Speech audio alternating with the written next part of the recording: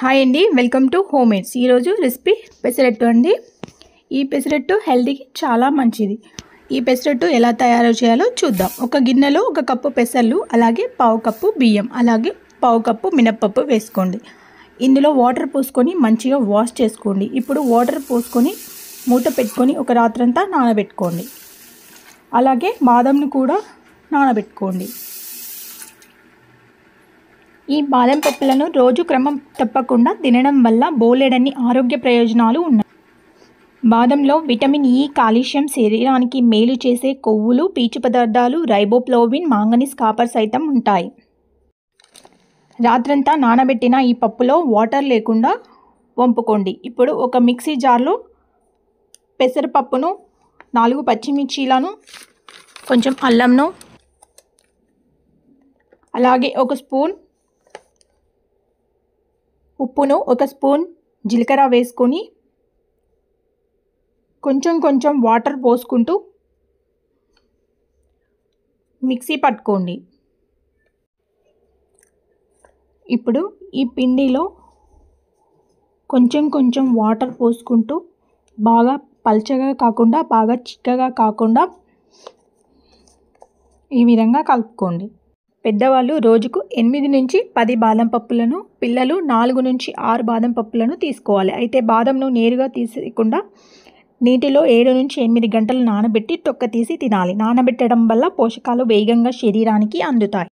దోశ పెనం పైన కొంచెం వాటర్ వేసి కాటన్ క్లాత్తో తుడుచుకోండి. ఇలా చేయడం వల్ల దోశ మంచిగా వస్తుంది. పెసరట్టును పల్చగా వేసుకుంటే సరిగా రాదు, పెనంకు అంటుకుపోతుంది. సో కొంచెం మందంగానే వేసుకోండి. మందంగా వేసుకోవడం వల్ల పెసరట్టు కూడా చాలా టేస్టీగా ఉంటుంది. ఇప్పుడు ఆయిల్ వేసుకోండి. మీరు కావాలనుకుంటే నెయ్యి కూడా వేసుకోవచ్చు. ఇలా 2 సైడ్స్ కాల్చుకోవడం వల్ల పెసరట్టుని 2 సైడ్స్ కాల్చుకోవడం వల్ల పచ్చివాసన పోయి దోశ టేస్టీగా ఉంటుంది. మీరు కావాలనుకుంటే పెసరట్టు పైన ఉప్మా కూడా వేసుకోవచ్చు.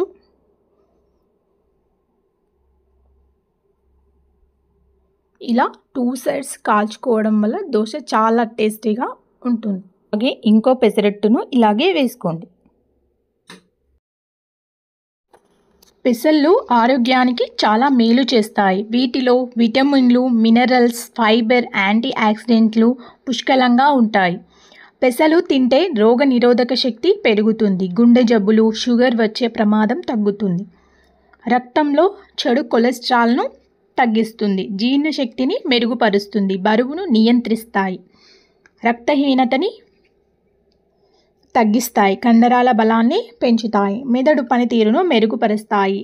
ఇలా పెసరట్టు తినడం వల్ల చాలా ప్రయోజనాలు ఉన్నాయి.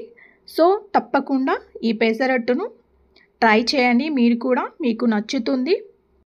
బాదం అలాగే పెసరట్టు హెల్త్కి చాలా మంచివి. మీరు తప్పకుండా ట్రై చేయండి. పెసరట్టు ఎలా ఉందో నాకు కామెంట్ చేయండి. ఈ పెసరట్టుని పల్లి చట్నీతో కానీ, టమాటో చట్నీతో కానీ తిన్నా చాలా టేస్టీగా ఉంటుంది.